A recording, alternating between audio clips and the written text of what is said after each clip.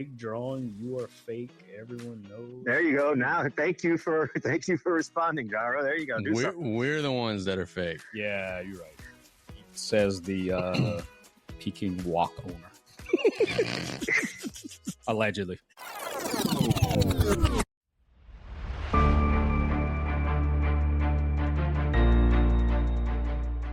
And good evening. It is the Group Chat Podcast. We are live here on this June the 4th. Crazy to think that we're already in the month of June. I am Casey Gisclair. He is Jacob Gyro. He is Damian St. Pierre. We are going to be chatting with you guys today about all sorts of topics in the world of sports. We are going to recap the LSU baseball weekend. Whew, I whiffed on that. I thought that it was over after game one with Little Rock. Little Rock had other plans, but LSU is moving on. We'll talk about that. Talk a little boxing. We'll talk about summer basketball. I'm going to get Damian's thoughts on a young 8th, soon-to-be 9th grader getting a scholarship offer from Nicholls State University yesterday. Zion Williamson's going to be a Pelican. Joe Dumars confirmed that today. He also confirmed that Willie Green will be the coach next season. NBA Finals predictions, Tom Thibodaux getting fired, and the Magic breaking out some swagadelic new uniforms that are really legit. Today is fantastic. First off, I'm 99% sure that we have the phones working. Second, we got a new backdrop courtesy of our sponsor at DTB. We got Livvy Dunn in the house, courtesy of Peyton Hebert at Rouse's. Shout out Peyton. Peyton that got us that? I didn't realize that. Jam-packed show. We got some different stuff coming at you. And tonight is going to be an absolute blast. Jump in the chat if you want to interact. Yeah, there you go. We will announce some shenanigans in our cash contest. We've got a lot of robots that are apparently big fans of us. We appreciate your support. Last night, the crew and I got together and worked on our template for our website. If you go to groupchatpodcastdtb.com, you're going to see a breakdown of all of our content, Facebook content, all of our YouTube content, all of our TikTok content, as well as some other stupid stuff. There's awesome team introductions. There's a whole slew of stuff to keep you occupied. But that's where we're going to start linking a lot of our stuff to. We're going to start driving some traffic there in hopes to keep on rolling, keep on doing what we're doing. Absolutely. No overrated, underrated today. We are doing Would You Rather, which is a whole lot of fun, and we got some really good stuff. Let's recap the boxing weekend. We had Victor Hernandez fighting in New Orleans. Victor was fighting a journeyman, a 40-plus-year-old Brazilian who had some losses, but we said, hey, this is a guy who's got some rounds with some very good competition. And we said, yeah, Victor's probably going to win, 99.9% going to win. But, want to see him show us a little something. Well, he showed us a little something. He got a first-round knockout, beat the snot out of the dude that he was fighting. Another notch on the belt of Mr. Hernandez is now 14-0, and he's heading into what is going to be a very big fall for him, as he is going to be fighting in Nashville coming up in August.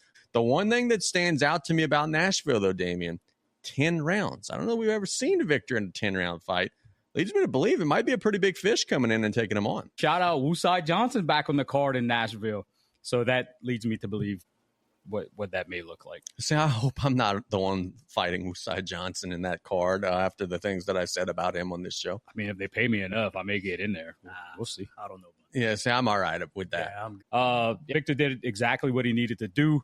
He was dominant. He looked bigger. He looked stronger. He looked faster than his opponent, and all things that he should have done. Yep.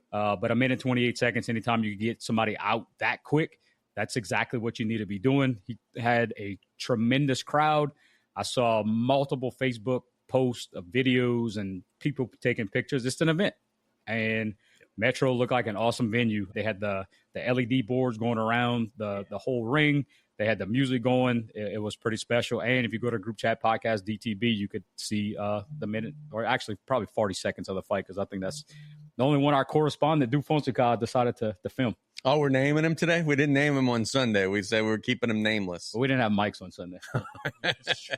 No, shout out Dufonso. I appreciate the video clip. I saw some videos from the fight. Dude, it like they had some seats there. You were almost over the ring with that in those balcony areas. That was legit. Yeah, that's a legit setup there. That's a good place to host a venue. And didn't look like they had many seats to give up either. No. It did look except two, me and Murders, because Tommy didn't invite us. Correct. That is absolutely correct. Thibodaux showed y'all up pretty big. But it's our fault. And look, right now he's not here to defend himself, so it's the perfect time to pounce and bully him whenever he's not here to defend himself. Later on, we do expect to have an appearance from Mr. Tommy Thibodaux. Aldemar Silva was the opponent. 1 minute and 17 seconds. He got him out of there. Aldemar Silva is a guy who's been getting kicked around a little bit, but in his previous fight, it's a couple months prior, he took on a 13-0 prospect, went the distance. Before that, he took on a 10-0 prospect, lost, but it was 2 minutes and 27 seconds in. What I'm getting at is Victor got him out of there pretty much quicker than anybody else has, which I think is a good sign.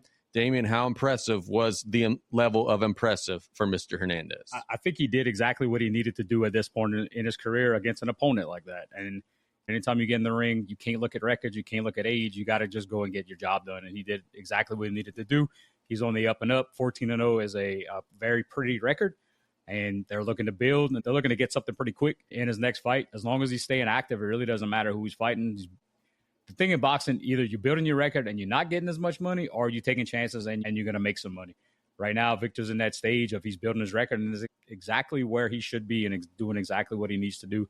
And as long as he's got his mind focused on the long-term goal of winning I was about to say a national championship, winning a world championship, winning a natty. All the right things are happening. So they're just rounding out the other part of the card. Antonio Gates lost a split decision, not the tight end again, to Junior Machado. That was a pretty good scrap from the video clips that I saw. It was 5-0 record for Junior Machado, 3-1 coming in for Antonio Gates. He's been in with a lot of folks. A split decision, 6th round. Sheldon Valentin, Garrett Payton, Devin McKinley, Cody Ziegler, all really, really big favorites. They all took care of business. Sheldon Valentin was in kind of a close one, majority decision, but everybody else took care of business with knockout within the first 2 rounds. Before we shift topics, what's next? We talked about Nashville coming up. What should we expect to see? Is it going to be another about 500 guy? Is it going to be a guy that's 10-60? What are we expecting to see? Because on one hand, you've told us Nashville's usually the place where it's pretty lopsided fights and one-sided. But the 10-round thing kind of sparks me as, hey, maybe they're bringing in a dude that could challenge him a little bit. So what should we be expecting to see when that card is finally announced? I'm glad you made that point, because that's something that I really didn't notice, that it was a 10-round. Normally, if you're fighting a 10-round fight, it's going to be somebody that's either been 8 or been 10 before or been 12 before. So it's got to be somebody credible. 10 rounds is usually the main event. It's got to be somebody with the north of 500 record. That's my expectation going into that Tennessee fight. Jacob, you had a chance to watch the fight. Victor did what he needed to do, beat the crap out of that dude. He looked great, too. He did. Mobility, his size, and you got to love all the people that come from down the bayou, support him constantly. And we even saw that whenever we went to Biloxi. It was full of down the bayou people. Nick, we didn't get a chance to talk with you about this Sunday because you were lounging around the pool. What did you make of Victor's performance on Saturday? Oh, yeah. Impressive. First round knockout. Yeah. Early first round knockout. Yeah. So now kind of shifting gears a little bit. It's something that's not even in our notes, but it's something that we both saw. So I'm not going to be hitting Damien out of left field here. But I noticed it's something that is no longer on the Facebook page that it was posted on, which is kind of interesting. Jonathan Guidry had posted on social media, hey, bro, like my contract with Don King is done. I'm about to be, free. I want to fight, bare knuckles, boxing, whatever it may be. That is no longer on his Facebook page. Don't know if he just regretted how strongly he worded it. Don't know exactly what that was there. But we do have another local fighter who's big time, and that would be Mr. Guidry. He's fighting at the heavyweight level. What should we expect to see from Jonathan here if indeed his contract with Don King is up?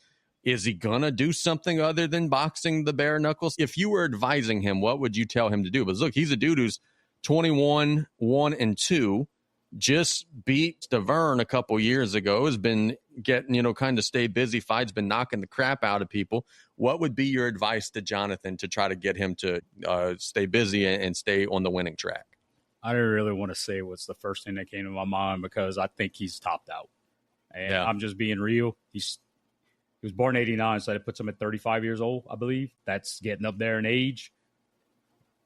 Apparently he's had some legal trouble, and he's got to get some fights. Fighting Bobby O'Bannon, not going to help. If you want to fight again at that top level, which he's done and he's competed at. So credit to him. Shout out to him for that, because not many get to do that. Not many get to perform at that level on that stage. A lot of folks get to that stage and crumble, and he didn't. So obviously he's got some talent. He's got some big wins over some named fighters, but he's got to do something now. And calling out Don King, look, I'm in the recruiting business. If you go on social media and you bashing companies, guess what? Other companies see that. And they kind of stay away from that because guess what? You're next to get bashed. 100%. That's not really what you in business for, is to get bashed. I think it was Martin who told me this, Martin Verdon, who told me this. I want to say it was Martin, and maybe it was somebody else, but I think Martin told me, like, dude, when my brother is focused and when my brother's in shape, my brother is a world-class fighter. Yep. Yeah, no doubt. Last time we saw him, though, he was 287 pounds. If Jonathan wants to get into that winner's circle at the highest level, he's going to have to also take himself a little more seriously, right? Is that fair to say? You know who else was a world-class fighter when he took himself serious and was in shape? Martin Verdon. Right. Martin was a hell of a fighter, but that guy, he liked to not train. He fought on a high level as well. I got the awesome opportunity to manage him for quite some time and developed a good relationship. We had a little falling out, but now I think we're good. If not, I don't know otherwise. It's boxing, man. You got to take your craft serious. If you don't, you're going to get beat up. Even sometimes if you do take it serious, you still get beat up. That's like going play in the LHSA top 28 and then not practicing. Play you 20 games and never practice. Odds are you're not going to win. You got to be prepared, and you got to put in the time to reap the rewards. Well, we've seen some teams play in the top 20 that look like they haven't practiced. Let's talk about Zane the Train. Because he was fighting in Iowa this weekend. I didn't even realize Zane was still active. I didn't even realize Zane was in America, to be honest. I know he had a run where he went back home in Scotland for a minute, but he was fighting in Iowa this weekend.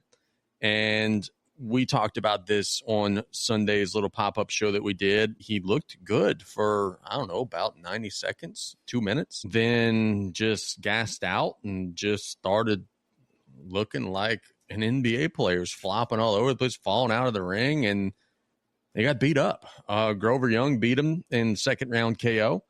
Probably shouldn't have got to the end of the second round. Probably should have been stopped before then. It's sad to see him in that state because this is a dude that I know was once very near to Damian and very near to a lot of the people in the Bayou who really looked up to watching him fight. Physical state or Iowa? But to see the Train, man, just get beat up by a dude who's 13, 32, and 3, that's not a good look. Not a good look at all. He's 40 years old. Look, everybody's getting old, me included. What are you weighing in at? 189? 182.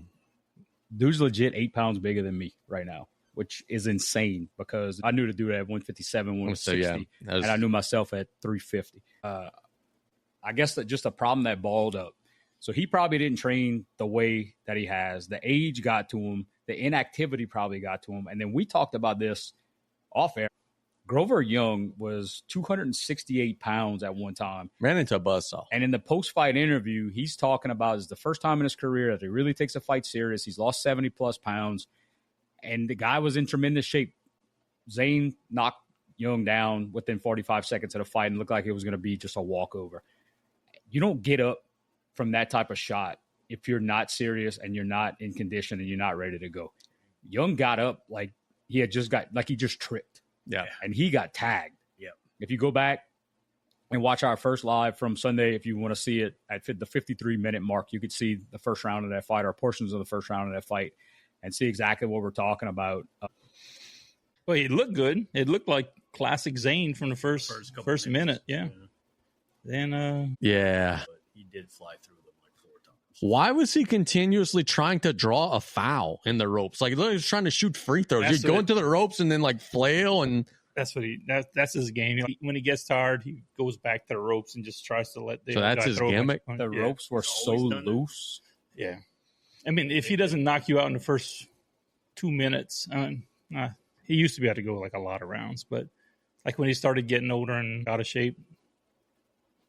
If he wouldn't knock you out, he would fall back on the ropes and just try to let you throw a bunch of punches, and I don't know, tire yourself out.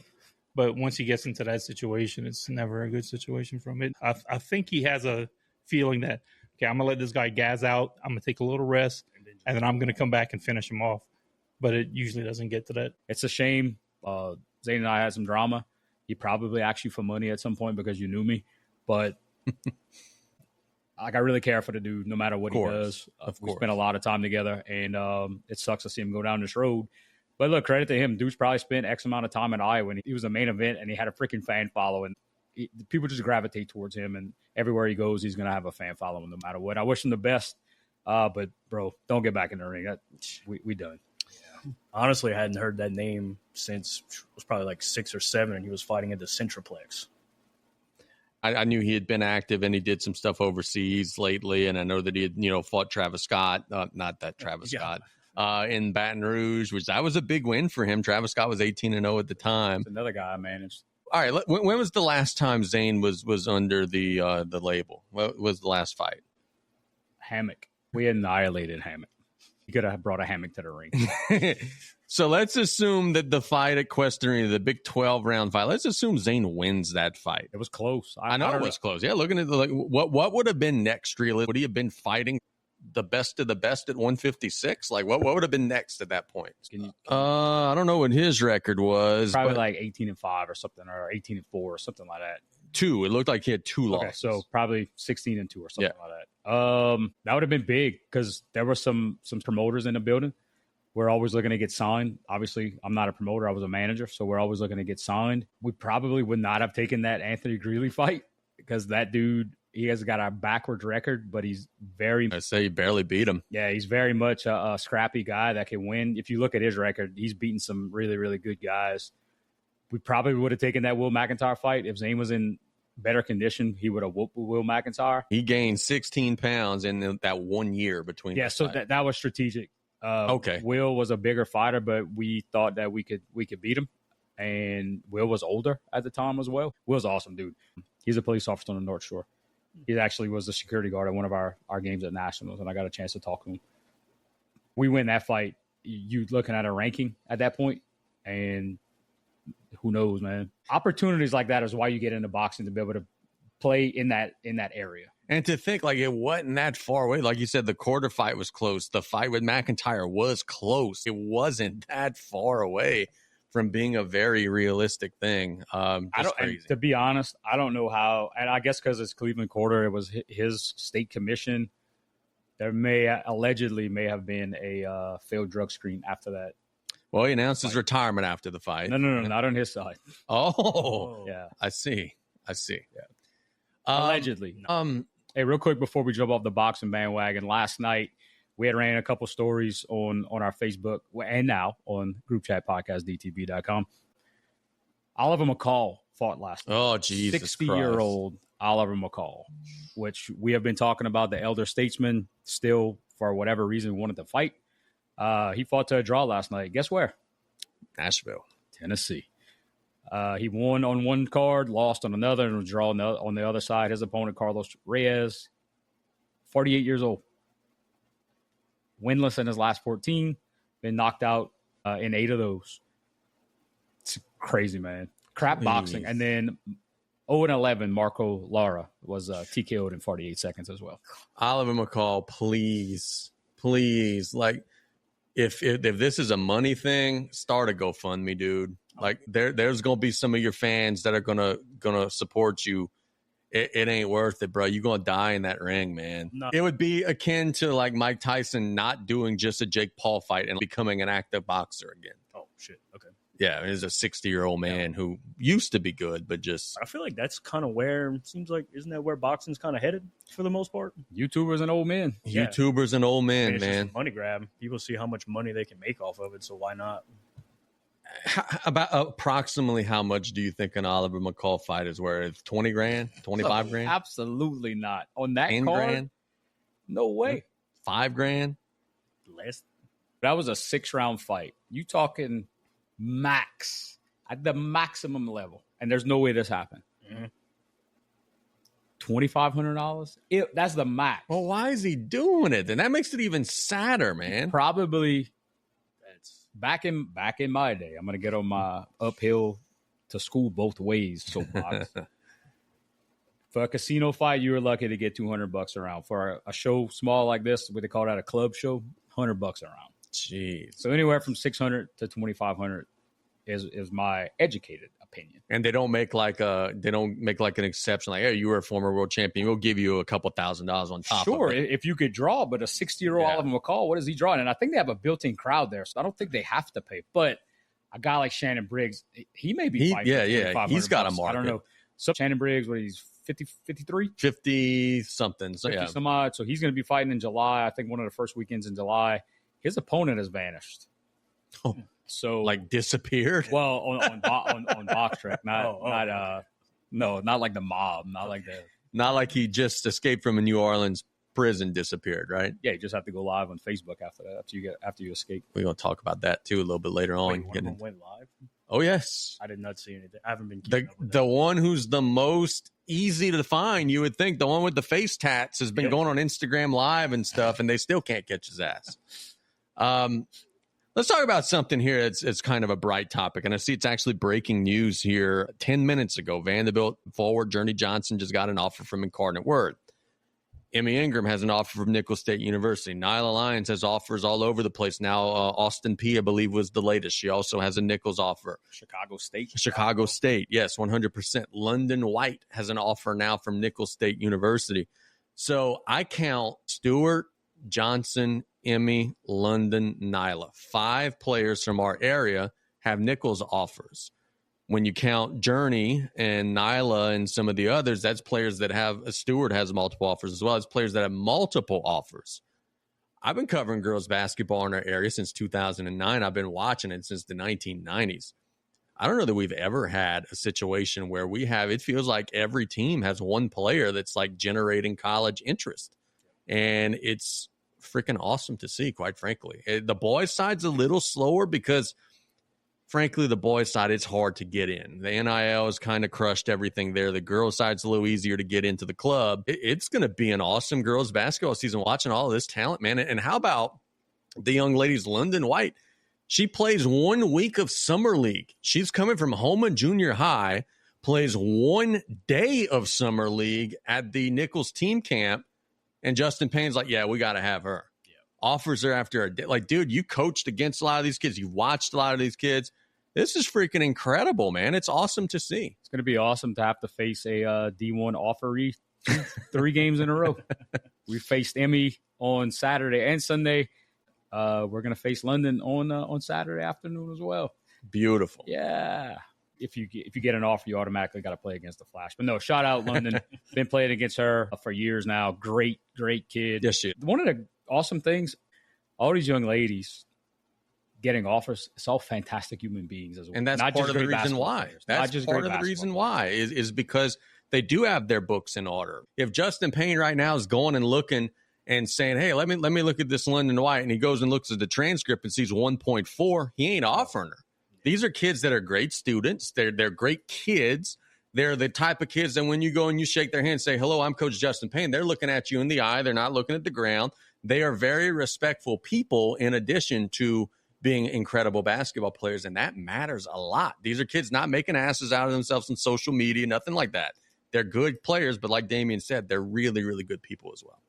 Crucial moment in our game against Emmy on Sunday. I think it was maybe a 3-point game. They're shooting free throws, and Emmy's back on our side of the court, and she's just staring me down. I looked at her, and I smiled. I said, Emmy, what's up? And she just looks at me and smiles. And then the next possession, they call a timeout, and I'm a stickler for who's taking the ball out. If it's somebody different, odds are they're getting the ball back. She took the ball out, so I alert my kids. I said, hey, Emmy's taking the ball out. She's probably getting it back. She looks at me with the biggest smile on her face. I was like, this is a freaking awesome kid. And I got a chance to talk to her dad, Carlton, a little bit on Saturday afternoon between games. He was talking about their travel team, I believe the SIP. They play in one of the Nike EYBL leagues. Yep. He was telling me about that team. They practice in Memphis. They practice in Jackson. It's crazy. It's crazy. Nyla's on that team too, I believe. And he was just kind of breaking down the process of what they do, how they do it. And I think almost every kid on that team has some type of offer. He said with the way the game is now, if you get an offer, you can't sit on that. So it's going to be interesting to see some of these girls that are getting multiple offers, how quick they commit or how quick that actual scholarship comes their way. That was a good point that I thought he made. One more player. She's not really from our area, but she plays against us. She's been playing against us forever. Part of the Kenner Angels. Coach Jamie Thomas, Coach Chris Levine, Coach Cam Gassery, who's an assistant coach at Loyola. Awesome people that I've got great relationships with over the past few years. Molly Avard, East Bank kid. Oh, yeah. I've heard the name. Plays at Chappelle. She got a Nicholls offer yesterday as well. So shout out Molly. She's nailed some crucial threes against me at some crazy moments, but an awesome kid as well. Super respectful. It pays to play in these team camps. Yes. If you're not playing and you're sitting at the house, I understand you're getting better, but your kids aren't getting that exposure. Yep. There's levels to this type of stuff, and I don't care what you did in the past and what you're going to do in the future. If you're not getting your kids exposure, I don't know exactly what we're doing. There's college offers galore on the local circuit. There's 100% value playing at these team camps at all these local colleges. It's built-in scouting for your kids. You got to go do it, and you got to get it done. And on the flip side to that, Jacob, is how awesome is it that Nicholls has a girls basketball coach that understands, I want to keep these girls here. I want to host a team camp. Damien just mentioned the young lady was it Chappelle? Yeah. The young lady at Terrebonne, Emmy. I saw there was a young lady that plays for Opelousas this weekend that got an offer based off of the team camp performance. So Coach Payne and them, they're not just waiting back. Like Nicholls used to be a place. Look, let's be real. Let's call it like it is. 10, 15 years ago, Nicholls was a place that would get the restants. They would get the last chance you kids, the kids that didn't have other offers, whatever it may be. Coach Payne saying, on that, I want to attack this thing. I want to go and be the first one to offer these kids, and we're going to maybe get some big-time prospects into here.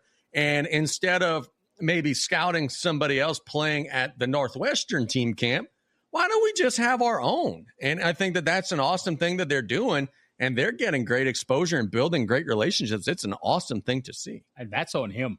100% on Coach Justin Payne. Yep. He's changed the culture. He's made it fun. He coaches his ass off. Yes, he does. He doesn't give anybody any slack, but just his style, his charisma, down to the way he dresses, it's attractive for folks to go and play for him. I know if I was in line to go coach with him, I would take that in a heartbeat.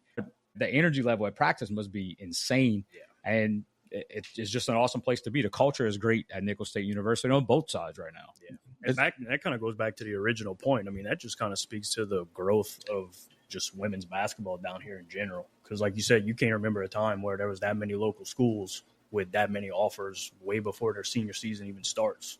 And I've only been really around the girls' game for probably the last year or two. And before that, I could have told you that I never in my life would have thought that I would coach girls. Yeah. I just thought it wasn't for me. Yeah. I just thought there was no way. You always see like the little itty-bitty kids just running around screaming, crying. You just, I can't do that. But now that I've been around it, I honestly love it. I know what comment's coming next, and I'm just going to say it before it pops up because we may be on a little lag. You know what Gyro calls coaching or was calling coaching girls basketball? What's that? The easy way out. I see. And now he figured out that it's not that easy. So while we're on the topic of colleges and commitments, this is something that is not on our list. So again, I'm throwing y'all something out of left field. Kirby Smart said in Florida at the SEC meetings, and he was talking about NIL regulation and different topics, and I think he was on Feinbaum when he said this. He said that schools are having to pay recruits $20,000 a month when they're in high school and when they're committed to you to stay committed to you and to become a signee at your school. We hear about NIL, and we know Bryce Underwood got, I don't know, $10 million, whatever it was, to go to Michigan. But now it's to the point where, all right, Little Junior says, I'm committing to LSU. Well, Little Junior's uncle saying, yo, BK, if you want my little nephew to stay committed to you, you might want to send the stipend this way of $15,000, $20,000 a month. This NIL is out of control, man. What are we doing? That was definitely always a thing. It's legitimately blue chips coming to real life. Yeah. Ricky Rose daddy needs a tractor. Get him a tractor. Penny Hardaway's mama needs a house. Guess what? Get him a house. And now you could do it legally. Before you had to have the friends of the program. When it comes to all that stuff, like everybody freaks out about the breaking news about what they do, and all of that doesn't really surprise me. They've been paying those guys since way before NIL was even a thing. So our government is trying to get in there. Yeah. Trying to pass the tax on the gambling to be able to give the schools NIL money. So gambling. So like my losses on FanDuel would go to LSU's collective? Probably your wins. My win. Oh, so the taxes on my no, winning. I really don't know that. Yeah. I don't know much about it. Our legal expert would have to jump in on that. Hey, so it's a cool segment that we talked about doing. And if we catch on a Wednesday, take a quick bet on like a first to score, whatever. Beam that, get a live reaction. Oh, yeah. I think that would be something cool. Yeah, live. The big viral thing on TikTok right now, I don't know if it's viral. It's viral on my algorithm. But Angel Reese first miss shot. These guys are a group of 4 that bet at every game, and they show their reaction. So that's the thing. You could bet whether she'll make or miss her first shot. Yeah. That is fantastic. So what's the odds of her making? It got to be like plus 200, plus 220. That's her field goal percentage is 32%. So it can't be even odds, I wouldn't think. 3 fellas that every day bet. Every day did who does Angel Reese play for? Sky. The Sky. The bet is day 6 of her missing her first shot of the game that she takes. Day 6, baby. Day 6. We're feeling good. We're feeling good. Here we go. Here it is. Bricklayer. Here it is. Bricklayer. Here it comes. Here it is. Bricklayer. Oh, yeah. We could do that. That's good we stuff. could do that. That is good stuff, right? I envision, I don't know, football season biddies, you guys are going to be in the gym a lot and everything, but like I know there's props where you could bet on what's going to be the result of a first drive. If I take Saints punt on the first drive, I could go nuts after they go 3 and out. Yeah. Absolutely. We understand we made the mistake of stopping last time we did this when we were in our little shop in Golden Meadow. I think now that the technology is a lot better, we could jump on a call in no time. And obviously we could just link up here, even if we're not all together, which is awesome to be together and be in the studio. We could, as the Down to Buy folks say, get it. If we could all just get on the same page, bro, we'd be able to get it. Let's talk about LSU baseball for a second. The Tigers, I said on Sunday, were going to breeze through Little Rock. They were a 4 seed. They were several games below 500. They were out of pitching. LSU still had some pitching. For whatever reason, Jay Johnson didn't use it on Sunday. Little Rock beats them on Sunday. Little Rock's beating the crap out of them on Monday. And then Jay Johnson finally uses the guy that I thought he should have used on Sunday, which is your number 3 starter, Cason Evans. He comes in, strikes out everybody, 6 innings, 12 Ks. LSU rallies back. Little Rock still made it tough. And Jay Johnson said, and I think this is profound, and this is, I think, something that's fair to say. He said, hey, look, I don't want the story of this to be, hey, the big mighty LSU struggled against Little Rock. I want the story of this to be, hey, Little Rock kind of balled out here and really played well. LSU got challenged. They do survive in advance, and now they're heading to a super regional at West Virginia. My broadcast colleague during the days, Brian Colley, said, hey, look, when you're a team that has to gut one out like that and you survive, that makes you really freaking dangerous in the future. Yep. And I think that that's kind of the message right now. If I were an LSU fan, hey, relax. Don't worry about this Little Rock thing. I think this team's going to be okay. I got somebody that is kind of with me on that. FanDuel, the Tigers have the best odds of anybody to win the national championship. Jacob, you watched the 2 games. What did you make of LSU's performance? I think Cason Evans deserves his completely own segment because without those 9, I believe, 9 straight batters, I believe. 9 straight Ks. I thought I saw something on Twitter that actually said that might be like it's definitely an LSU record, but it might even be an NCAA record as well. What about that play by Reeves, too, at third base? That was huge. That kind of set the tone there. Then they had that Hernandez home run that just kind of blew everything open. I think everything was pretty good after that. Also, I believe that was Jay Johnson's 500 career win. 500 career wins. And it was good to see Bear kind of wake up a little bit as well. Everybody needed to see that at that point. Dude, just for his own mental health. You could just see in his face, he was fried. This is a dude that's been hitting home runs, and he was just stuck. Trying to hit home runs, just trying to get on base, striking out. Whenever he hit that home run in the ninth inning, you could just feel the relief. And he did get a big one. It was some big insurance runs. Yeah, that was huge. And also, Jay Johnson makes the move. He puts Ethan Fry in the 2-hole, moves Bear down. Ethan Fry gets on base all 6 times he comes up. The Tigers are big favorites against West Virginia.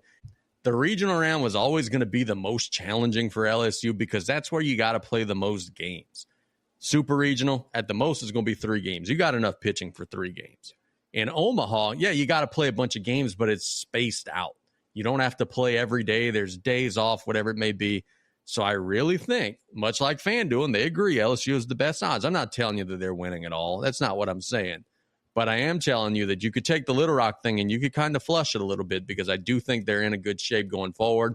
And we'll see. Could be another special summer for the LSU baseball team. That's a pretty cool thing about baseball. So kind of throw the records out. You had a team that caught fire, obviously, in the conference tournament, brought it into Baton Rouge over the weekend. Those games started way too late for me, first off, because I like to sleep and I have to wake up really early in the morning. You're going to know that guy's name. I didn't catch the name. Their slugger. Oh, Cairo. That guy was damn impressive. Damien, he was hitting 210 coming into the regional. Like, I don't know what HGH he got on before arriving in Baton Rouge. I saw this stat. Okay, he had in those 5 or 6 games as many RBIs as he had the entire season. He's the 7-hole guy. This was not a guy that anybody was expecting to be afraid of. And he just shows up and is hitting home runs and doubles and making diving plays at first base. Like, and that's a dude that they're already saying, ironically enough, as he's an underclassman, like he's going to go in the portal and he's going to make some money. Of course. What I thought was crazy, fellas, is that the Tigers have the best odds of anyone to win their super regional. North Carolina is minus 330 to beat Arizona. Louisville is minus 174 to beat Miami. Florida State minus 125 to beat Oregon State. Auburn minus 160 to beat Coastal Carolina. Duke minus 410 to beat Murray State. LSU minus 430 to beat West Virginia. Arkansas and Tennessee is going to be a fight. Arkansas minus 146 to beat Tennessee, and then UCLA minus 186 to beat UTSA. You're an LSU team that they're telling you you're the favorites now, and they're telling you that you got the best odds of anyone to make it to Omaha. So I think you're in a spot where if you don't, pardon the French, if you don't and you just play well, I think you're going to be one of the last teams left standing for sure. Would you agree that most of the favorites on here are pretty much destined to go in with Arkansas and Tennessee because that's going to be fist fight? I'll watch all of those games. Can you really bank on that happening, being the upsets that were had in the regular? That would have been my only point to go opposite is that, yeah, I would have said that Vanderbilt and Texas would have been locks too, and they certainly weren't. But it's hard for me to envision, UTSA making it to Omaha or Murray State. But that's how, yeah. Who knows, man? Let's talk about Zion Williamson for a second because we do have a little clarity on his situation. Joe Dumars said today that he has had some, quote, very honest discussions with Zion Williamson. I don't know if those honest discussions included, hey, yo, don't rape anybody. Allegedly. Hey, yo, don't be 350 pounds. Not allegedly. I don't know what that would consist of, but Dumars said, I've had some serious discussions, but he's going to be part of our team. I think that this is twofold. I think that this is part New Orleans maybe wanting to save the relationship, but I also think this is part New Orleans knowing you ain't going to get nothing for him if you divorce him right now. So they know that the best path forward is try to make him have a little success so that you can maybe sell high in the future. The Pels are going to run it back. I don't think they have a very bright immediate future, but trying to get Zion to give a crap for a little while so that he can move on somewhere else maybe in the future might be the best way to go. I think this might be it. There's no way if that rumor or his alleged charge has validity to it, he's done. Yeah. Absolutely done. Yeah, in career done. Yeah. He can't play a full season. He can't stay under 400 pounds, and he can't keep his hands off of women. That's a 3-strike and you out rule, and your GM doesn't like you, and the coach that probably likes you is the reason that you're still around is not going to be there for that long, hopefully. Yeah, that's it. I don't know how he made it through all of last season, but with the way that the Pelicans organization runs, I'm not really surprised. But as far as Zion goes, I mean, you need him. And it's been kind of proven before. It's pretty common that most athletes get accused of rape here and there, and they've all denied it, of course. I don't really see it being a true thing. Common for athletes to get rape charges? Yeah. Okay. No, it's not. Okay. I thought that was like at a 3% level, but No, you see a lot more often than what you think, especially college athletes that are about to get paid. They get it a lot more often too, but it's still pretty common. excellent chime in, Gyro. Thanks. Joe Dumars. Mm-hmm. If you get a new job, Mm-hmm. what do you want to do? Put my stamp on it, man. Make a splash, right? Yeah. Show them that the hire was worth it. Dude's doing nothing. You know why? That's Mickey's boy. David Griffin probably wanted to do some stuff. That's probably why they moved him out. That was Langdon that brought in all the Dukies. Yeah. That was terrible. Yeah, David Griffin, he's got the skins on the wall to be able to build something, but you're right. He probably wanted to spend some money and make some cap room, and nobody can be better than Mickey, right? Yeah, look, that was the biggest thing that all the Pelican fans were griping about on social media at the time. Is y'all just fired a dude who won a championship. And I get it. It wasn't going great in New Orleans, but y'all replaced him with a dude who plays golf with Mickey Loomis all the time. One thing I'll say about Zion Williamson, and this was something that was very loud. I saw this on social media, and I'm thinking to myself last night, this is probably something here. Coach K, and I don't have the video. If I were a little more prepared, I would play the video. Coach K was talking on X about Cooper Flagg and how he thinks he's going to be a transcendent superstar player in the NBA. Coach K said Cooper Flagg's the best freshman we've ever had here at Duke. Who's we? That's what I'm saying. He's not the coach anymore. That's a great question. He says Cooper Flagg is the best freshman that we've ever had at Duke. So this is a guy who averaged 19 points, 7 rebounds a game, shot 48%. Zion, as a freshman, averaged 23 points a game, 9 rebounds, and shot 68%. So the fact that the old ball coach is saying that Flagg was better than Zion, definitively better than Zion, Zion's probably a headache to deal with, brother. And without hesitation. Oh, he's without question the best freshman we've ever had here. Zion has better numbers. Why didn't you include him? He's probably a head case. This is off the dome. Coach K is an absolute racist.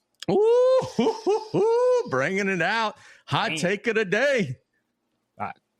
Is there a rebuttal to that, Gyro? What, Gyro's the resident Dookie here. I don't think so. I've never heard that before. He did say, I've never had that thought before. Yeah. He did say, to just throw a little water on, he did say that Grant Hill is the best player he's ever coached. Oh, Grant Hill's kind of in the middle. You should go either way.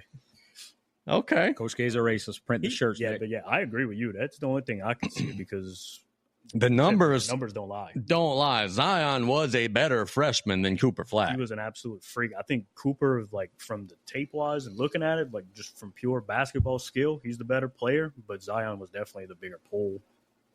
Who did Duke choke against in Zion's tournament? Here? That's a guarantee to go to Duke and choke, right? I remember he had his shoe broke, Oh, that was some good stuff. and then he missed the rest of the regular season. He did come back and play in the tournament. Oh, he got hurt? Yeah, and who knew? Well, if only we had AI, right? Michigan State, Yeah. of course. Tom Izzo. Tom Izzo puts the racist to bed. I like that we've done this to Coach K. And knowing the way that he operates, he's probably listening to this some kind of way. He's got an alert at his house anytime his name is said, and he's got whatever their version of Tommy is. Probably. So, allegedly, he's a racist. The NBA Finals start tomorrow. We've got the Oklahoma City Thunder and the Indiana Pacers. I was actually talking to Brandon Brown, and boy, if Brandon weren't running a summer league today over at his place, we would give him a call. He basically said kind of how I feel. I know the Thunder have a better roster, but until I see somebody beat the Pacers with the way they're playing right now, I'm going to believe it's going to be tight and it's going to be very hard fought. Vegas thinks that's BS. Vegas says the Thunder are rolling. They're a 10-point favorite tomorrow. The odds are the most stacked as they've been in 20-some-odd years for the Thunder. I just ain't buying it. I think that Indiana gets too many good shots. I think the Thunder are very young. I think that the moment might make them kind of get tight a little bit. What say you? Will we have a close NBA Finals or will it be a walkthrough? I'm going forward to Thunder. I also think kind of what you said about the Thunder not really having the experience. I mean, you could say the same about the Pacers as well. I don't really see in that moment them having really the guys to go against the Thunder. I'm saying 4-2, but I wouldn't be surprised if it ended up being in 5. Damon, you were a big pacer guy in the last series. Can they do it? Look, I would say shock the world. I think that's disrespectful. I don't think that they shocked the Knicks. I think they were better than the Knicks. What do they have to do to try to maybe make the magic happen again? I don't even want to say this because I really like the Pacers, but I'm going 4-1. It's going to be Thunder in 5. You think they're cooked? Yeah. You made a really good point on play-by-play this afternoon about literally nobody's talking about this. Yeah. The headlines are all something else when it should be NBA Finals. 24 hours away. The ESPN.com lead is a hockey story on the top headlines. We've got Big Ten. We've got soccer. We've got Red Sox. We've got WNBA. We've got tennis. Literally nothing about the NBA Finals. It is the Stanley Cup, but come on. It is the NBA. I listen to Big Cat's podcast on Mondays or Sunday afternoon. And they had Caruso on. You could tell just by the way he's talking, those guys are ready. They're really, really playing well together. Obviously, they had one of the regular season record. If not, they were damn close. They won 60 plus. Yeah. The Thunder 68 games. Yeah, they had the best record. They're in a really good spot. I like the small markets. I think it's going to be a really good finals. I think it's going to be some really well played games, but I do think it finishes in 5. I'm kind of in the middle. I think Indiana's going to play with them, especially at home. I think. Kind of like Gyro. I'd say Thunder in 6. Now, look, I hope I'm wrong. Yeah, I'm rooting for wrong. Indiana. 100% rooting for Indiana. Truly, the series in itself is great for basketball. But for the casual, occasional fan, they don't really care because they don't know any big names. But you have an opportunity to learn all these guys because this is the next gen that's coming up. Yep. You're gonna have to know them because both of these teams are going to be there year in and year out unless free agency just attacks them. Exactly. What does it say about the NBA players and how little they may know about their colleagues that Tyrese Halliburton was rated the most overrated player in the NBA? I think he's one of the most underrated players in the NBA. Like, they do a poll at the end of every season. Who's the MVP? Who's the coach of the year? Who's the most overrated? Who's the most underrated? Halliburton was listed as the most overrated player in the NBA by his peers. Some in the NBA Finals. I think if we did this poll again tomorrow, I don't think he would be winning that anymore. There's a lot of high-level athletes that don't really care to watch the sport that they're participating 100%. in. I've learned that in the boxing game. I've learned that in the basketball game. I think there may be one kid on my whole 19-person, 2-team roster that actually actively watches basketball. Damian, look, watch the way these teams play with a 15-point lead and 6 minutes left, and that's apparent. They don't know what to do. They don't have that, hey, I've seen this situation 7,000 times before as a kid watching it or playing NBA Live. They're all computers. Like, okay, when I get the ball in the wing and I'm free, I'm supposed to drive to the goal. They have no understanding of situation. And I think, honestly, what you just said there, and I never really thought about it before, but it's a great point, is that might be why we see so much stuff that is weird, like blown leads and bad shots, because they don't have that background knowledge to fall back on. I didn't play basketball at a very high level, and I think I could hold my own. I could hold a clipboard with anybody around here. That's how I learned, watching. I've watched so much basketball coming up and playing video games. Nick made that point a bunch of weeks back when we first started this conversation about people learning how to play man-to-man defense on NBA 2K, my player. Learning that you can't just follow your person all over because you lose points. I never played the damn game, so I don't know. I'm just going off of what he said. Yeah, knowing when to sag off, knowing that you can't face guard because then they're going to backdoor cut you. Like, knowing the stuff that gets you burned on the video game is the stuff not to do in real life. And then I learned a lot of coaching by watching a lot of college and a lot of pro basketball growing up. And, I had a lot of really, really good mentors whenever I first started coaching or as I coach. I'm still learning. You got to invest in your craft, and watching and scouting is one thing that's huge. Yeah, no doubt. FanDuel has banned a bettor today, brothers, for heckling Gabby Thomas at a track and field event. I ain't going to lie to you. I think this story is hilarious. She's a gold medal track and field runner. She's a sprinter, okay? Shout out Gabby Thomas. Shout out Gabby Thomas. A bettor bet against her to win a race. And then when she lost, trolled the ever-living out of her and basically was saying, hey, you lost, you made my parlay win, all this stuff. The bettor goes by Mr. 100K a day on social media and describes himself as the track and field bully. posted a video of himself heckling Thomas ahead of the 100-meter race alongside a screenshot of a $1,000 parlay bet on FanDuel. He said on X, I made Gabby lose by heckling her and made my parlay win. I ain't going to lie, dude. We're kind of soft. This is kind of funny. How old is Gabby Thomas? She's an adult. She's an Olympian. She's got to deal with it. Yeah. Thank you. Why do the track and field athletes be immune to this? If you would have done this to LeBron, if you would have done this to Drew Brees, Patrick Mahomes, they're not throwing you out and banning you. Why does track and field get this golden pass that all of a sudden you can't do this? I don't know. They're making your boy's dad sit in the suite for the finals. Yeah, you're right. But Gabby Thomas is a 28-year-old woman from Atlanta. Society is super soft. Yep. So in the video, the bettor says, don't choke Gabby like you did yesterday. You're a choke artist. You're going down, Gabby. That's really not that bad. Yeah, it's not like we say worse stuff here. It's not like he was degrading her or anything. That leads me to these prima donna pro athletes who get pissed off when somebody's at them that they didn't do well because they messed up their fantasy team. Guess what, bro? That's the business. Like the Godfather said, that's the business we've chosen. That's why you're making millions of dollars, but people give a shit about you. We didn't ask who sent the orders. It was about business. Honestly, that's what kind of pisses me off a little bit about some of the WNBA drama, too, is that for years it was all bro. Nobody watches us. And now that we're starting to watch, the players are pissed because we're not rooting the way that they want us to. Yeah, because the only reason people are watching is because of Caitlin Clark. That probably is the case. Why should Diana Taurasi or Angel Reese or whoever it is take exception to that? Your ratings are up. You're all going to get more money. Like, I don't understand. I don't get it. So here we have a dude who's now banned from FanDuel. The athlete came out on social media and said that the comments from the heckler were sick. All he said was that you were going to choke. We need our resident attorney here. That's a lawsuit waiting to happen. It does feel like there's probably some stuff this guy will be able to do to get back onto the FanDuel. And you know what's going to end up happening? I think he's a professional gambler. He's going to sue and claim mental anguish. Oh, my God, I didn't know I was going to pay my bills on that. He's going to end up winning some money out of this. Does he have a case there? Because he is a professional bettor. He does this for a living. I 100% believe he has a case. I don't think there's anything he did that influenced the outcome. I don't know if somebody has the audio.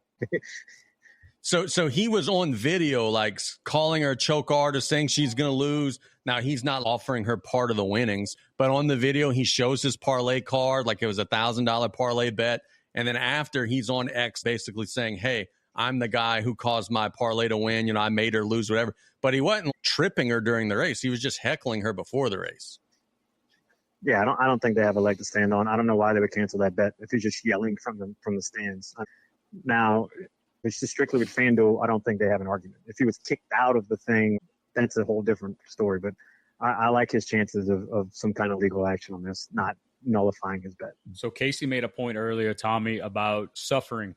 Does he have some more money coming his way because of that? He's a pro bettor. He can't do it. Like, how's he going to pay his light bill? I'm sure he's nervous. He's got anxiety. If sports betting can be quantified or qualified as an actual profession, then you could possibly say future lost wages. Maybe he has some emotional anguish depending on how much money he lost in particular bet. Gail Benson had a great quote today: "Is anybody could sue anybody for anything. It's just a matter of what can you prove and what sticks." Yeah. So, yeah, 100%. But the problem with Gail Benson is people have been arrested and she tried to cover that up. So, hey. Tomato. Didn't they support child molestation allegedly at a Catholic church? Didn't support, but just kind of hid that it was happening. What do you mean by they? I don't know, but I've been using allegedly way too much this episode, so I may need you.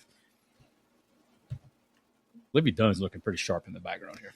Yes, she is. We can figure that out. Yeah. Paul Skeens, brother, you are a very lucky man. Except the fact that he plays for the Pirates. Dude, Skeens pitched yesterday. Dude, I think his ERA went down to 2.05, and he still has a negative. He is 4-6. So if I tell you guys pitcher's 4-6, you're thinking, yeah, his ERA like 4.8, 5.2. His ERA is 2.05. His whip is 0.88. If you don't know what a whip is, that's walks and hits per innings pitched. So he's allowing less than a base runner per inning. 85 strikeouts, 2.05 ERA, and he's 4-6. Pittsburgh, what are you doing? Jacob, you're a baseball guy. That feels impossible. It's absolutely terrible. It's kind of painful to watch. Me and Peyton were talking about it last night, actually, and he was like, oh, man, they need to trade him to the Dodgers. That would be even worse than him staying in Pittsburgh. I don't think I would like that at all. I actually kind of like, on the baseball side, like, you get drafted there, he wants to build and win a World Series there. And I think that would be great. But it's pretty tough to watch. It is hard to watch. Everybody's saying for to trade him and that it's a waste of his talent and stuff, but I don't see him being that kind of guy that would immediately ask for a trade to go to a bigger market. It seems like he's willing to stay, and he's playing his ass off. Well, there are a lot of people that are saying that the Pirates might just trade him because they know that's their only method to try to maybe get like 10 players. But their ownership is absolutely terrible. If I'm Pittsburgh, I'm thinking to myself right now, at some point he's going to want a $400 million contract. And they should give it to him. They should. They're not going to, though. You got to think. They just bought his rookie debut patch card for $1.1 million and built a shrine to it at the Dick's Sporting Goods in Pittsburgh. They are all in on this guy. They should be. As they should, yeah. They should be because, my God, 2.05 ERA, that's unbelievably good for sure. Casey, who was, I believe, first baseman for the Pirates when Bonds was playing? Oh, white guy with a mustache. Oh. Why can't I think of that guy's name? The Pirates were loaded in those days. I want to say like number 12, like a single-digit number. Orlando Merced? Huh? This was a guy that you see at Tobacco Plus smoking a cigarette on a rocking chair. Jeff King? 92, I think, was Bonds' last year with them. Bunch of white dudes with thick-ass mustaches. That was the thing. Bruh, did Little Rock's pitching coach have a mustache or what? That thing was sweet. I'd give him that. That was absolutely gorgeous. But Barry Bonds, by the way, for the Pirates, I'm looking at these stats. Put this dude in the Hall of Fame. He wasn't on steroids yet when he was with the Pirates, and his stats are man. He was a freak. I don't understand that whole. The juice had nothing to do. Well, nothing. It had something to do. But 1992, Barry Bonds hit 311, 34 home runs, 103 RBI. He walked 127 times at a 456 on-base percentage, 39 stolen bases. That dude was ridiculous. Got to get him into the Hall of Fame. You know, Bobby Bonilla is still getting paid. Yep. Every July 1st, baby. Yep. That's Vanilla Day. $1.1 million every July 1st. Sid Bream. That's probably who you're thinking of, Amy. Who it was. You could see Sid sipping some coffee at Tobacco Plus. Murda also said he's with Livvy. He's absolutely going to L.A. or New York. I could see that. They did actually believe they're about to play the Padres, and she was there with him, and she was posting about how she loves it there. And I believe he's from that area. He is a California guy. Here's the thing. He ain't going to be a free agent for about 5-6 more years. Is he still really going to still be with Livvy then? Oh, yeah, I would hope so. Is she breaking up with him? That's the only thing I could see because they both. He ain't. Oh, no, he ain't going nowhere, but. Did you give Livvy Dunn your Facebook password? That's coming up. Absolutely. Yep. She can have whatever she wants. I'm on the same page. Let's talk about Tom Thibodeau real quick, then we'll get to Orlando Magic, then we'll dive into our some other stuff that we got cooking here. The New York Knicks fired Tom Thibodeau today, just 24 hours after it had leaked that they were not going to fire Tom Thibodeau. Ownership wants a guy who is going to, quote, trust more of the roster, which is basically a way of saying, yeah, you only played 7 guys, your starters are tired and wore out. They want somebody to give them a break every once in a while. Brian and I talked about this today. I think he nailed it.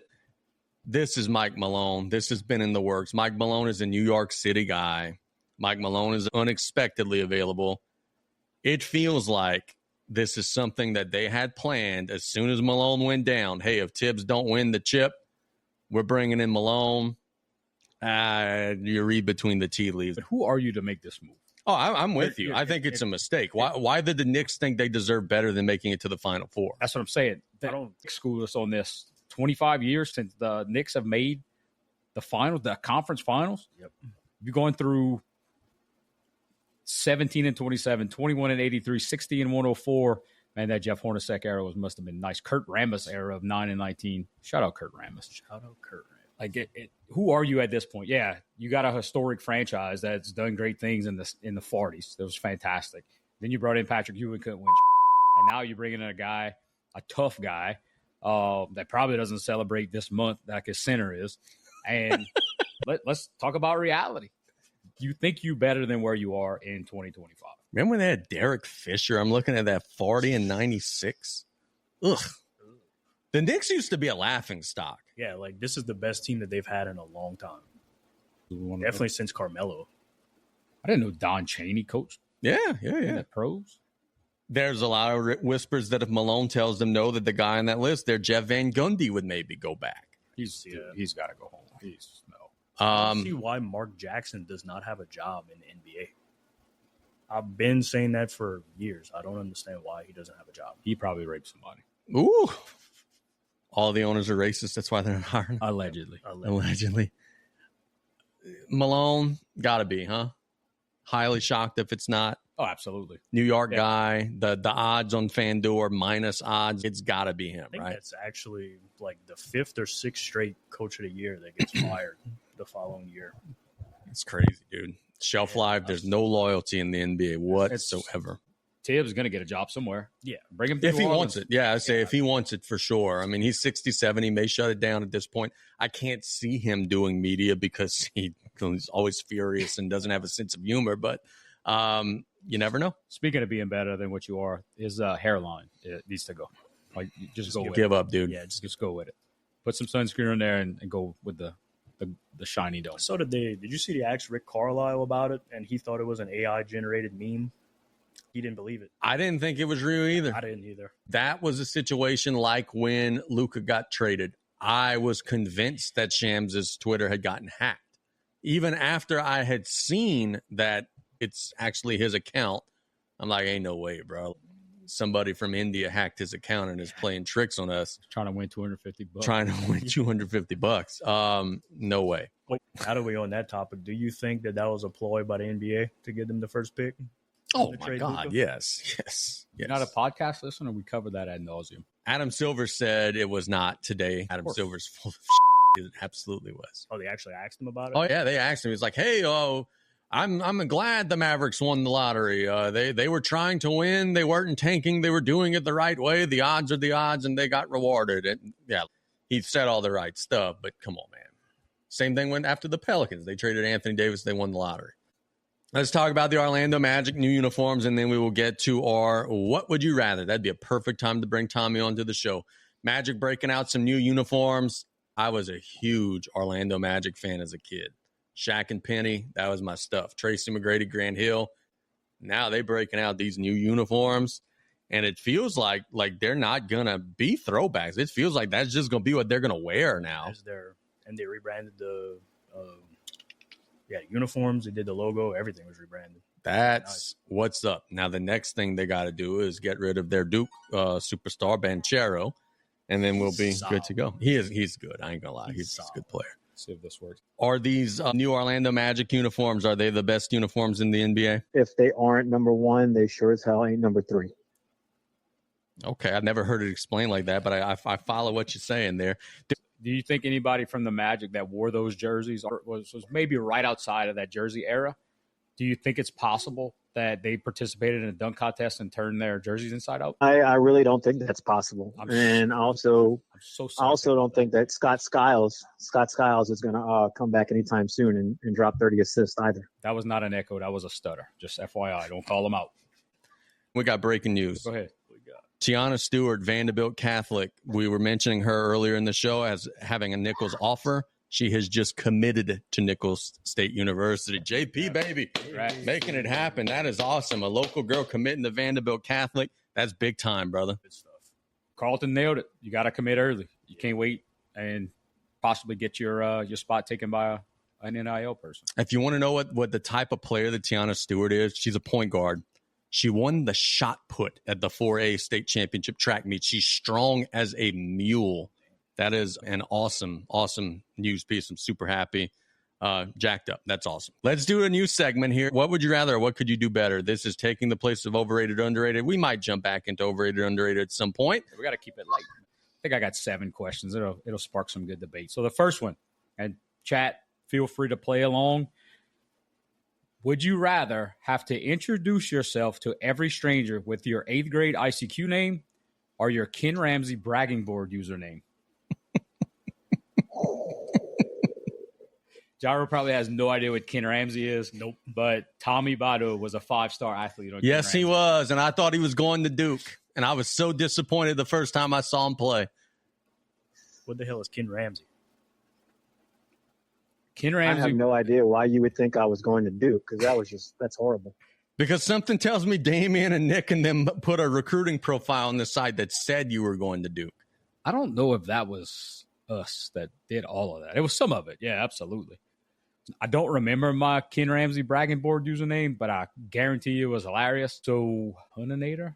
It was a nickname that I had for a long time when Big Pun was a thing. I'm going to have to go with ICQ username on that one. So, Gyro, you don't know what any of this is, huh? Like, you don't know what Ken Ramsey is? You don't know what ICQ is? I've heard of ICQ, but I have no idea what Ken Ramsey is. So ICQ was basically texting back in the day, but you had to be on a computer. You would log into this service. You would, on the left hand of your screen, you'd see all your friends, whether they were online or offline. They would have like a status like Facebook. So if they were away, it would say, hey, I'm watching TV. I love blank, blank, blank, blank, blank. And they'd have the little letter, like you'd have to fill in the blanks, see who had a crush on who. It was where all the teenagers would hang out and chat and stuff. Almost like a OG Discord. Yeah, similar. I don't really know what with dial-up. With dial-up, 100%. 100%. You gotta get the ICQ little sound. I have that somewhere. Yeah. The kicker for ICQ was nobody was actually away ever. Ever. It was just somewhere that you could leave a little note. To be petty to somebody else, or 100%. No one was ever away. Fair enough. Tom, you got an answer? Yeah, for the sake of me not remembering nor probably want to remembering, because for a while I think our emails were like smokethatdat@hotmail.com and things of that nature. No, yours I'm going to go with the Ken Ramsey bragging board because I'm pretty certain my name was always Tarpon7. So easy association and little embarrassment. Casey, you remember your ICQ username? I think it was just DTB Case. I didn't have anything crazy. And I think it was DTB Case, honestly, and Ken Ramsey too. Next question. Would you rather have to narrate your life in Coach O's voice for 24 hours or only be able to speak in wrestling promos for a week? I know the answer to this one. I love speaking in wrestling promos, so give me that one all day long. I could cut a wrestling promo on anybody at any time. So if I get to do that for a week, sign me up. I do a Coach O impersonation, and it gives me freaking strep throat just trying it. So if I had to do that for 24 hours, no, indeed, I want to be a wrestling promo for a week. I feel like I talk in wrestling promos already, so that's right. That much of a stretch. Yeah, I'm with you on that. The Coach O thing with Damien kind of took my answer, so just to not agree with him, I'm going to talk like Coach O for 24 hours. T-boy. That was not bad, Tommy. That actually was really good. Yeah. For somebody who doesn't like LSU, that was actually pretty good. I thought Damien was I have always let it be known I hate LSU, but I have always respected Coach O. I believe he deserved to win a title. I wish it would have been with USC, but he got his, and I'm over it. Tommy has all these about who he likes, who he doesn't like. Stipulations. Whoa. I for the most part, I like any athlete from the Bahia. Bobby J and Coach O, they're on my Mount Rushmore. So I don't see why I didn't explain that any further. Fair enough. So Casey was on with Stan Gravel on the Locker Room podcast this week. Got a chance to listen to that. Did a great job, Casey, by the way. And listened to the end of it, and they had Coach O telling a story. That guy would be our ultimate guest here. He was telling a story about the sewage ditch. They used to use that as like the 50-yard line when they would play football, and he didn't find out till a few years later that it was a sewage ditch, which leads me to understand why he is like he is. I feel like Coach O would answer some of these questions just like we are. 100%. This next one's solid, and no diss to anybody, so don't get on your high horse. Would you rather let your last ex-girlfriend have your Facebook password for 48 hours or have Brian Colleg introduce you at a live event? Brian Colley introduced me at a live event. You know why? Because those of you who listen to play-by-play right now know me and Brian have a pact. He can't be mean to me for the foreseeable future. Oh, I didn't know that. Yeah, How did that come I didn't about? hear that. Brian's about to go on a cruise. And Buddy and Truck every day go in the air and talk on the bayou like, I hope the boat sinks. I hope he's swimming with sharks. I hope he gets seasick. And Brian finally realized, like, the only person that wishes me well on my cruise is Casey. So I'm going to be nice to him now. So we've got a pact. I'm sure he's going to turn on me and go very heel very soon. But given the two alternatives, Brian Colley could introduce me at a live event because he's going to say glowing things about me. So I'm going Brian Colley introduced me at a live event because, first off, I think he's done it before at basketball banquets and whatnot. He would dog me out, but it would be hilarious and it would be awesome. Well, sometimes he plays it straight and he lets everybody else speak first. And then he always says, just remember, you could say whatever you want, but I'm speaking last. Yep. And that always curved. Everybody's zingers was curved. I'm not giving my last ex-girlfriend anything, so I'm going Brian Colley at a live event for sure because I feel like that would be absolutely hilarious. Counselor Thibodaux? Considering my last ex-girlfriend is my current wife, technically, she could have my Facebook password. I'd rather that because I don't know what Coach Colley would say about me. Next question. Would you rather be stuck in the locker room with a pissed-off coach after a blowout loss or on the team bus for 6 hours with a speaker playing My Humps by the Black Eyed Peas on loop? I'd rather be stuck with a pissed-off coach after a blowout loss because we've been there before and we tell the story over and over and over again. It was one of the funnest nights that we've ever had. Yep. I lived through it, and I live through it every time I lose a game, blowout or non-blowout. This is the area that I come and blow off steam. I absolutely hate the Black Eyed Peas, so and I'm pretty much around a pissed off coach every weekend, so I'll roll with that. Yourself? But yeah, I'm taking the blowout loss in the locker room because that, the most pissed off I've ever seen a coach. The tirade lasted 15 minutes. Give me that over 6 hours. It sometimes lasts longer than that. That's what she said. We were on I guess absolutely no. Who's on the bus is the team that lost, I would assume. I didn't create the question, but I would assume. Is this like circa, I don't know, go to meta 1997 where you were going to lose every game, or are we supposed to be good and get a heartbreaking loss? The person that's sending these questions ain't go that far into detail. I'm going to take the pissed off coach because, at the end of the day, we'll wake up the next day and we'll be good without Black Eyed Peas for 6 hours. Yeah, I enjoy hanging out with pissed off coaches, so I'm good with that. Yeah, fair enough. All right, one before last question. What would you rather, be forced to play quarterback for the New Orleans Saints for one drive or be forced to be Zion Williamson's dietitian? Saints quarterback, one drive, because you know what? I'm fumbling all 3 snaps and getting touched, going to the sideline, collecting my $500K. I was 400 pounds at a time. I could definitely work with Zion. I'm just going to have to protect my backside. I'm afraid of these. Allegedly. Dude, I'm afraid of these ladies, bro. I'm afraid of all these people that he's got around him. I don't want no part of this Mariah Mills. These people are crazy.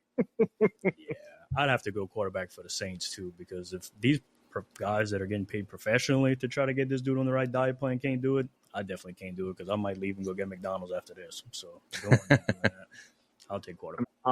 As much as in my glory, I would love to play in the house that Bobby J built for one drive. I'm thinking about the afterlife and the memoir that I could write from being Zion Williamson's dietitian and watching this dude sabotage his body, his life, his diet, and his future. Would be priceless because then we'd have the inside scoop of I cooked this dude asparagus 6 times a week and he goes get Popeyes and everything we were worried about is true. That's what I'm thinking of. I ain't gonna lie, you probably win that one. That's a pretty good answer. Yeah. It's a good question.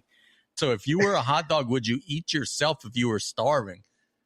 I mean, no, I'm a hot dog. That's cannibalism. How am I? That's Harry Carey. That's the Will Ferrell. Oh, it is. It is. I ain't got no arms. You're a hot dog. Hey, you are a hot dog. Would you eat yourself?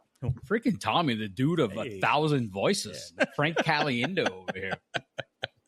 That's what I'm here for. Wait till I get drunk one night in the pod and start doing Macho Man. It's going to be on. Oh, looking forward to it. All right, last question.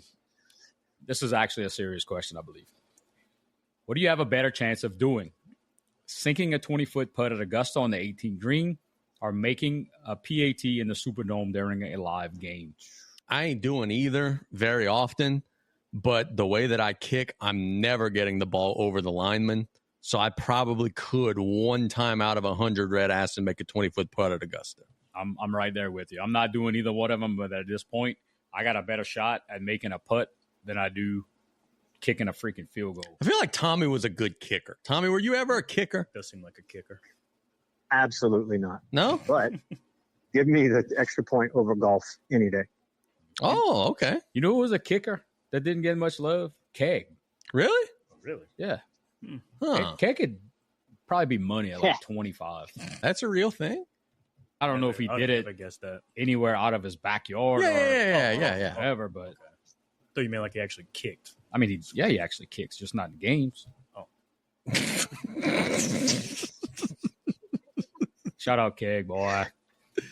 So I think it would be I would much rather play Augusta than kick in the Super. I played in the Superdome. Chat says PATs all day. They all about the PAT. Hey, look, I think that I could make a line drive extra point. My problem is the question says in a live game, it's getting blocked every time. I can't get the air on it.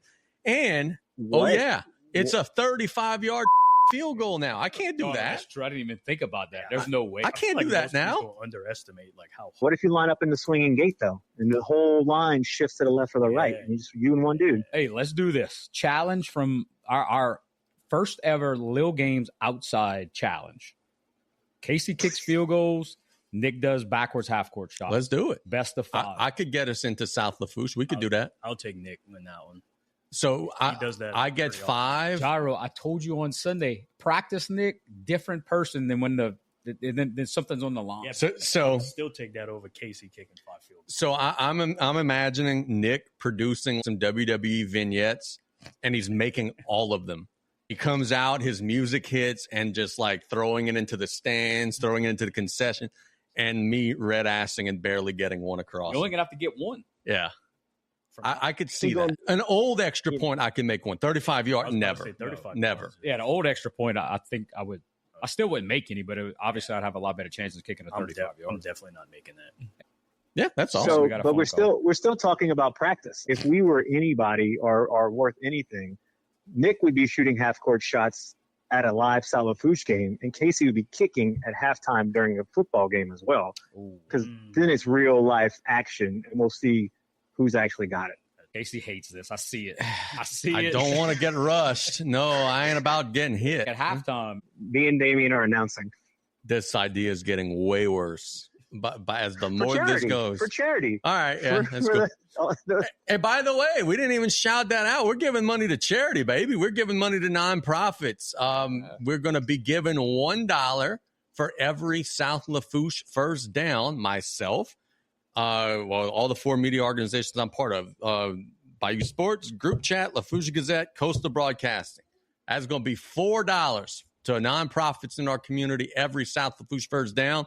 South Lafourche is going to be good this year. So every time they get a 12-yard passing catch from Mac to Petrie, cha-ching, $4 to charity.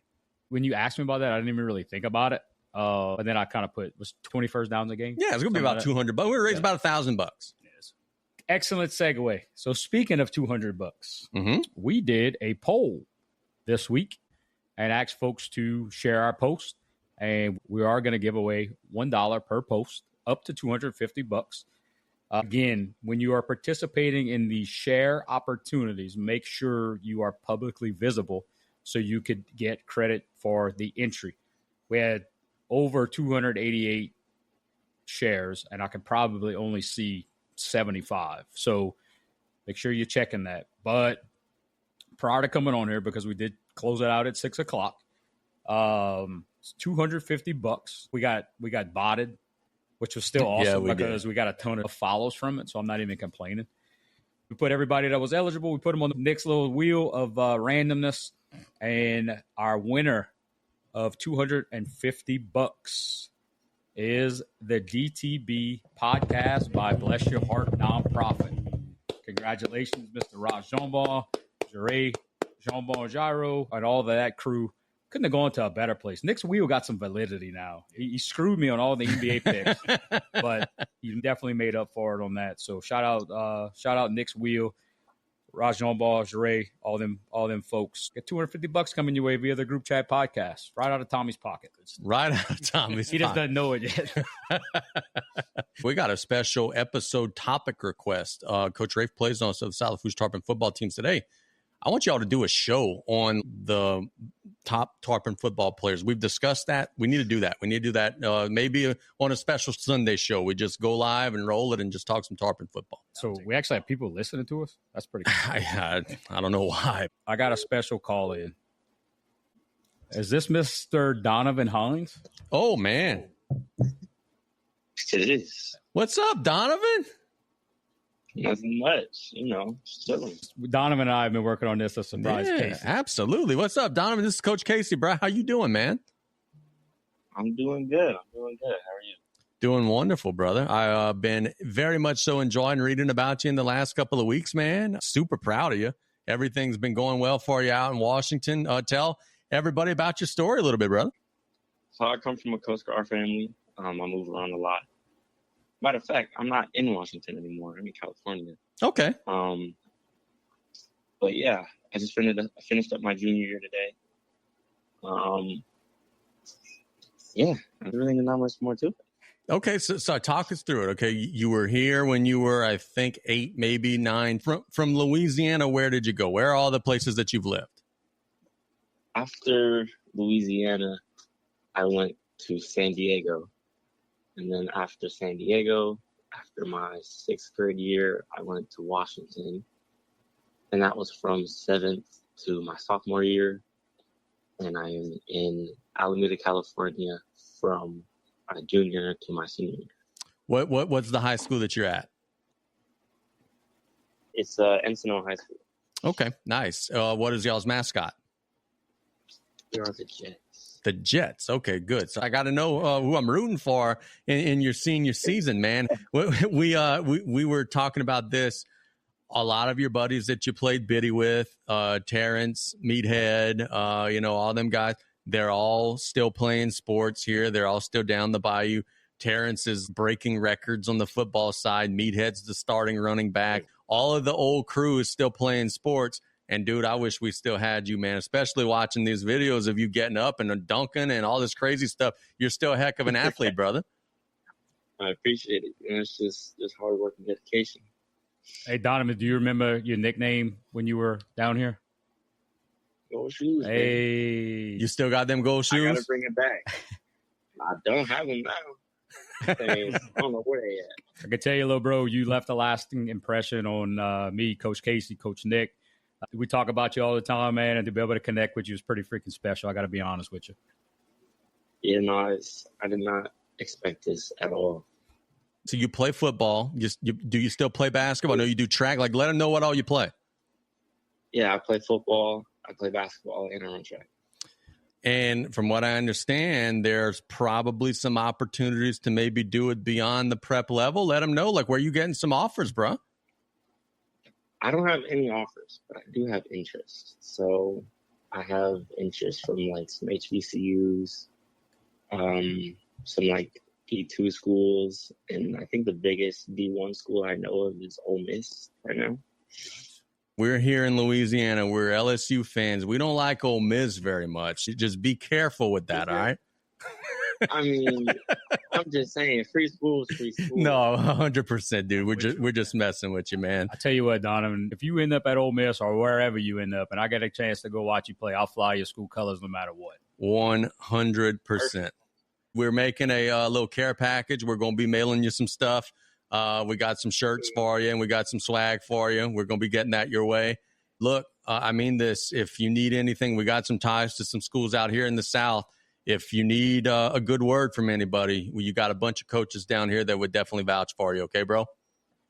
For sure. I appreciate that. Hey, what size shoes you in? I'm going to send you some gold shoes as well in that package. I'm size 11. All right. There we go. Hey, D, appreciate you, man. Take care. It's super good hearing from you, buddy. Yeah, you guys stay blessed. Yeah. Too, Donovan. That just made my day hearing from old Donovan Hines. Donovan played biddy with us whenever they were. Yeah, that was probably about 7-8 years ago now. Coast Guard boy. Dude. Damien and I, like, we're the big fun chocks. We think we know everybody, and we think we got the best team possible drafted. We show up to the first day of this season, see this little boy from Grand Isle, Donovan Hines, wearing these gold shoes, just killing it. And I'm like, who the hell is this? And we whiffed here. We got to get this dude. So just a quick backstory on that call. A couple weeks ago, Nick Casey and I always talk about our old days coaching together. And that was a kid that really, really got a piece of our heart. His mom was in the Coast Guard. They travel all over the country. Obviously, just hear him say that. They did a stint in Grand Isle, and he came up the Bayou to play basketball. He ended up making the all-star team, and it was a really special team. And he was a big part of that team, and he was just a great kid. And I think maybe a couple weeks later, he was moving on to San Diego, and we probably stayed in that locker room for 30 minutes. The parents were probably pissed at us. But he had everybody in the locker room crying, and it was something that I as an adult, that I'll never, ever forget. Special kid. And I'm pumped up, man. So him and I were talking a little bit. And he said, what do you think if I go on and surprise Coach Casey? If awesome. I call in? I'm like, dude, here's my number. And as Tommy was talking, I wasn't paying attention to him. I texted him. I said, hey, we on probably for the next 45 minutes. He said, good, I'm free. I'm going to call now. I was like, that's you ready, legit. Bro?